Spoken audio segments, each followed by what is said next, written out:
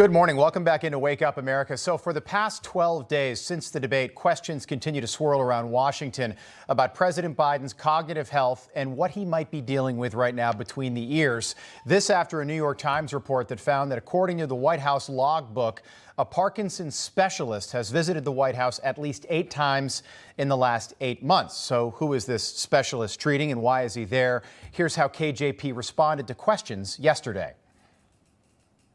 What I can tell you is that the president has seen a neurologist 3 times, and I read to you what the neurologist has said, and I read to you the last line. I could say it again.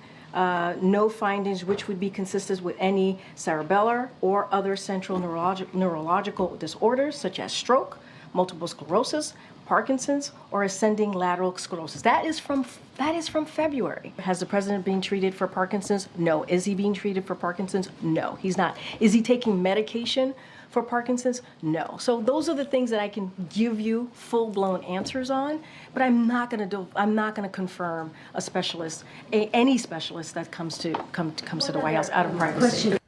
Okay, so a vague answer from the press secretary at best. For more on that, let's welcome in internist at Custom Care Medical, Dr. Frank Contessessa, back with us. Dr. Frank, good to see you. When you think Parkinson's disease, my mind immediately goes to Michael J. Fox, Muhammad Ali. And you think about Parkinson's treatment. Treatment is typically when you are unsteady on your feet, things like tremors. This is stuff that's easily Googleable as well. I thought it was fascinating that the press secretary yesterday said Joe Biden is not being treated, i.e. not taking medication right now, which we know you can choose not to take medication, can't you? Well, good morning, Rob. And that's absolutely right. You know, I watched that press conference myself, trying to read between the lines and to see what we can discern. When I saw that quote, I thought the same thing. Parkinson's is a progressive disease that's not treatable. You don't treat it, you really treat symptoms. So when they say he's not being treated for Parkinson's, the medications that you take for Parkinson's typically are to minimize the tremors. Parkinson's is a very broad disease. It's not just the tremors that you see with a Michael J. Fox or a Muhammad Ali, as you said. Not everybody has the same kind of movement disorders. Not everybody has the same degree of tremors. Some people get the cognitive component called Parkinsonian dementia. So I was thinking it's possible he doesn't have a lot of the tremors. Maybe he's chosen to not use the medications to cover up the tremors, and he just might have a cognitive component. So it's hard to parse the words. Yeah, and I want to make it clear that you've never treated Joe Biden as a physician. And again, I think most people think Parkinson's, they think about tremors, stiffness, shaking. Can you tell us more about Parkinsonian dementia? Sure, Rob. Not all Parkinsonian patients get Parkinsonian dementia. Only a percentage do.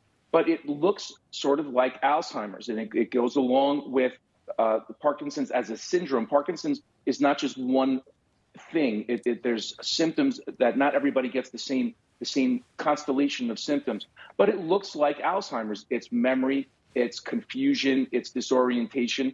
It can appear with sundowning, as we've discussed in the past as well. So clinically, it looks very similar to Alzheimer's dementia. Okay. And I also thought this was fascinating. And Karine Jean-Pierre felt the need to state this over and over again, that Joe Biden has apparently seen a neurologist 3 times during each of his annual physicals over the last 3 years that he's been in the White House. My dad is the exact same age as Joe Biden. He's 81. No cognitive issues that we know about.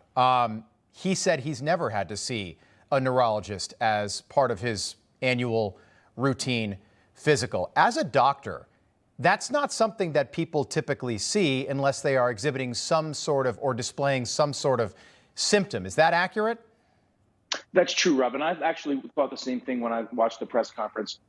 Not all people with high blood pressure need to see a cardiologist. Not all people with diabetes need to see an endocrinologist. And certainly not all older people need a neurologist. I have plenty of healthy, older people of advanced age. They have no neurological symptoms. They have no neurological diseases. There's no reason for them to see a neurologist. So I think the fact that they admitted in the press conference that he's seen a neurologist 3 times, if the New York Times story is true, that he's seen a Parkinson's specialist 8 times, that confirmed a lot to me that somebody thinks that there's a problem someplace along the line.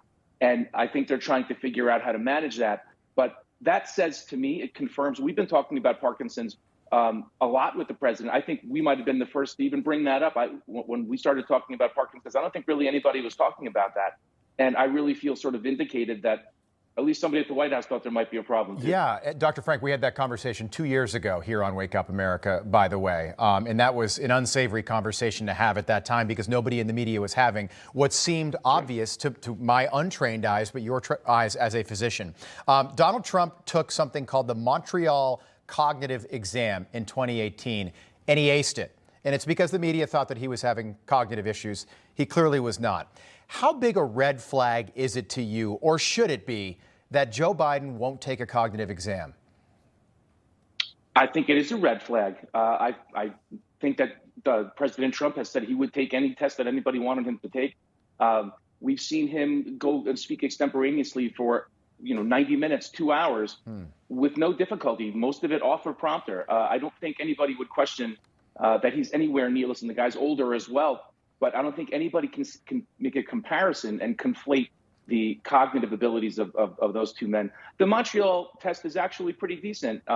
It's called the MoCA. It's memory and word recall and processing speed and things like that. Nothing's perfect, but he aced it, and I think that's a pretty good indicator. Yeah, so I've looked at the questions, and if you don't have any cognitive issues, these are very easy questions. One question, actually, they have 4 animals, pictures of animals, and you're asked to identify which animal is which. Rhinoceros, tiger, basic stuff like that. But if you are dealing with something between the ears cognitively, you can get tripped up by a question like that. So we'll continue to keep an eye on what happens in the White House. But I don't know, seeing a neurologist to me seemed like an unforced error yesterday. I don't know why they would admit to that, because that means they've had questions about Joe Biden for the last 3 years, because he's seen a neurologist, apparently, according to the press secretary, during each physical examination over the last 3 years.